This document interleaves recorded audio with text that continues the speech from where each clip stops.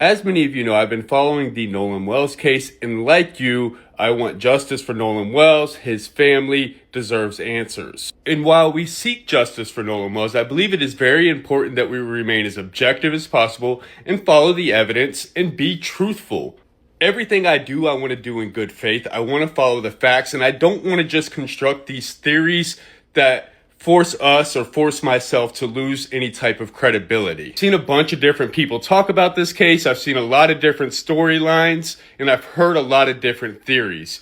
One of the things that people have had questions about is the CETO call and were they on Horn Island? During that call with Vicky, the CETO operator, Wyatt gave two different sets of coordinates. And in the first set of coordinates, the latitude was kind of hard to hear because he cut out, but the longitude was the 88 degrees west by 46.72. That entire part of that conversation in the CETO call where he gave the first set of coordinates and then the second set of coordinates was about 1 minute and 6 seconds. There was about 58 seconds between each set of coordinates that he gave, and the second set of coordinates were 88 degrees by 46.79 degrees west. So you can see a little bit different than point A here, the first set of coordinates. To be clear, you could hear the latitude and the longitude clearly when he gave the second set of coordinates about 1 minute after the first set. First set of coordinates, point A, this is about where they were in proximity to the island.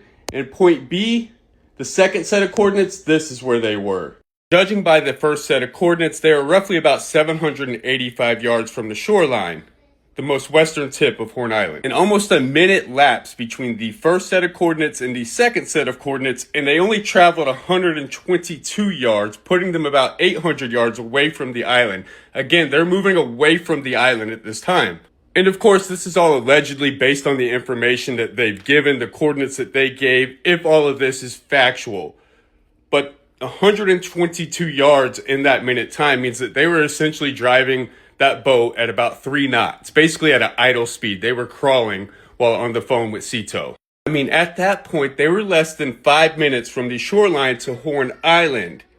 If you're in a sinking boat, why would you continue to move away from the island? Why are you in such a hurry to get away from land if your boat is sinking? According to the research that I've done, from Horn Island to the Fort Bayou boat ramp where they were going is a roughly 20-mile distance, taking 70 to 75 minutes of straight cruising time on a boat that is sinking. Think about that. Sinking boat back to Horn Island or across the Mississippi Sound. Why would you travel away from safety and the land of Horn Island in a sinking boat and continue to travel away from it at minimal 20 to 30 minutes to get the Ocean Springs boat ramp, but you were headed to the Fort Bayou boat ramp, which was 70 to 75 minutes away. Maybe some of you can get there quicker depending on the speed that your boat is going, but it's saying standard cruising speed of 20 to 25 miles an hour, 20 to 30 minutes from Horn Island to the Ocean Springs boat ramp. Almost double that distance to the Fort Bayou